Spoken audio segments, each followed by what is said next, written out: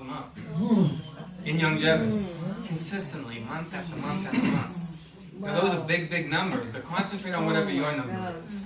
If you want to make $1,000 a month, that is so doable. So doable.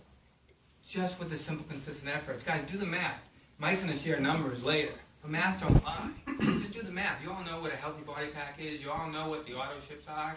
You can do the math and say, if this many auto ships come in per month in my organization, now obviously there's coding and there's quick starts and fast starts, but if you're looking at the residual, if this many come in and I can get this many on my team to come in every single month, you can look at it and see where you can be 6 months from now. None of you that have JOBs are going to be able to change your life in the next 6 months with your JOB. But each and every single one of you in this room in the next 6 months could completely change, the whole focus of your life.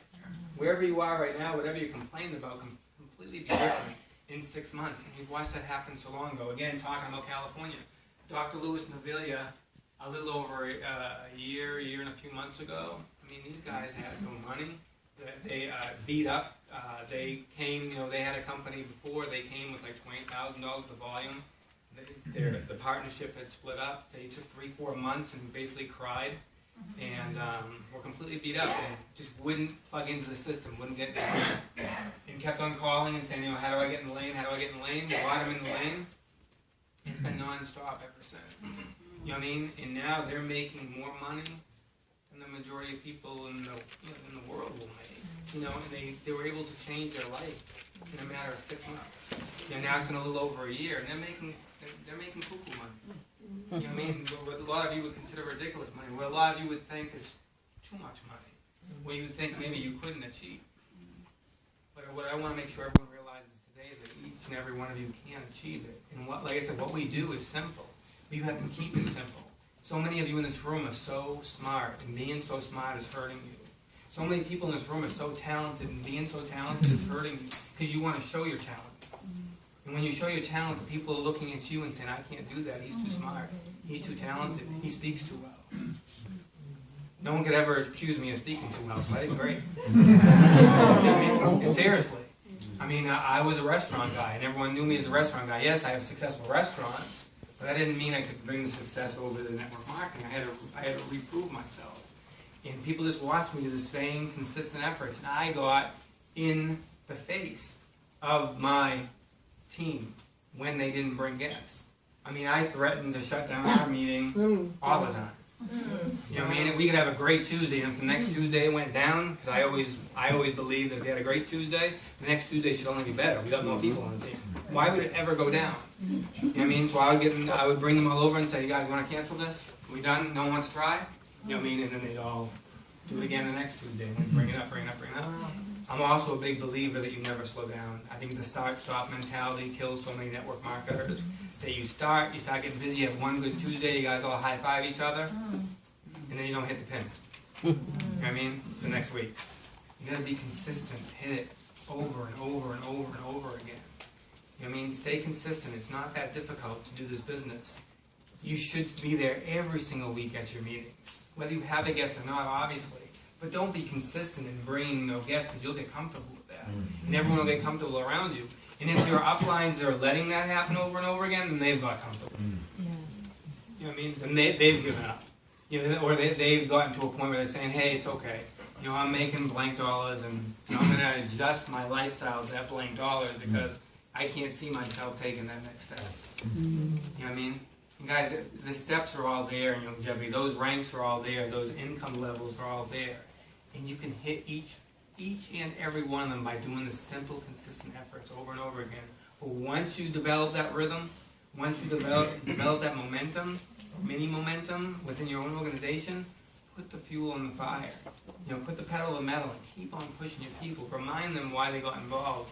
Remind them what they told you they wanted out of this business, whether it was taking their spouse home, retiring early, putting their kids to school, whatever the case might be, getting that car, buying that house, whatever they told you their goals are, when they don't bring that guest, remind them of that and remind them that they're never going to get those things unless they do these simple, consistent efforts. That you can't help them build a business when they're not bringing new people to you to build a business with.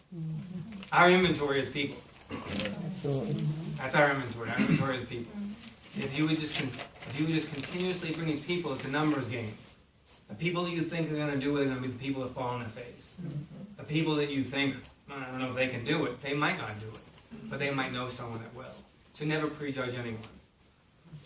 You know, people prejudge me for a lot of years because, hey, he's the restaurant guy, he doesn't like to get in front of the room, and you know, he's already got the money. He's already got the house, he's already got the restaurant with lines out the doors. Bill wouldn't be interested in network marketing. And they made a giant mistake. Because Bill was always looking for a better way, a quicker way to make money. So I was always listening. I was always at least open-minded enough to hear it. And when I saw people that were making as much as I was making in a year on a monthly basis, there's people making over $1 million a month in network marketing. Okay? They're not the big CEO of the company, they're a leader in the field. When I saw people making more in a month than I could make in a year, I said, they just have a better vehicle than I do. I have to listen. I have to be coachable. I have to see what they're doing. That's exactly what I did. I just paid attention to what they were doing. I knew that they were better at a few things than I was, but I knew they weren't any smarter than I was. You know what I mean? I knew if I could develop those skills, that I can go out there and make that same kind of money. Because I wanted that time freedom. I wanted that financial freedom. We were gonna, my family, my wife and I were going to have kids. I wanted to be the father that could actually see my kids. Go on that field trip, take that time off, go on that vacation. You know, and it's that industry that changed my life. The restaurants, I had up to 7 restaurants. I was making mucho bucks. I had a lot of money. I had no life. I was never happy. I was mad when we were slow. I was mad when we were busy. I was always mad. And I was around a bunch of people. Anyone been in the restaurant industry? And I was around a bunch of people. I was around a bunch of people that are just as miserable or mad as I was. So network marketing like that. Huh? He said, "Why you got to talk about the family like that?" So I had to change my surroundings. When I saw network marketing, saw these self-motivated people, that changed a lot for me. I was surprised. At first, I thought it was just a cult. And I can remember the first giant convention I went to. I was 19 years old, and there was 30,000 people in an arena, and I don't need to name the company, but you took your pills at a certain time, and 10 o'clock in the morning came around, and I saw 30,000, I mean, I was just paying attention to the speaker, and I saw 30,000 people open this thing, take their green and beige, clear their mouth, and take a drink. And I remember looking at my wife saying, this might be a cult. I was 19 years old, but when they started bringing the people on the stage, and they started with $1,000 earners per month, and they went to 5,000, 10,000, when they got to 50 and 75 and 100, I didn't care if it was a cult or not. So I joined that cult, and as a 19-year-old with all those restaurants, you know, really busting my butt and having no time, that's the excuse everyone uses. You know, I would come home from that restaurant, sit down because I wouldn't public speak, but I would pick up the telephone. And I was calling people in California.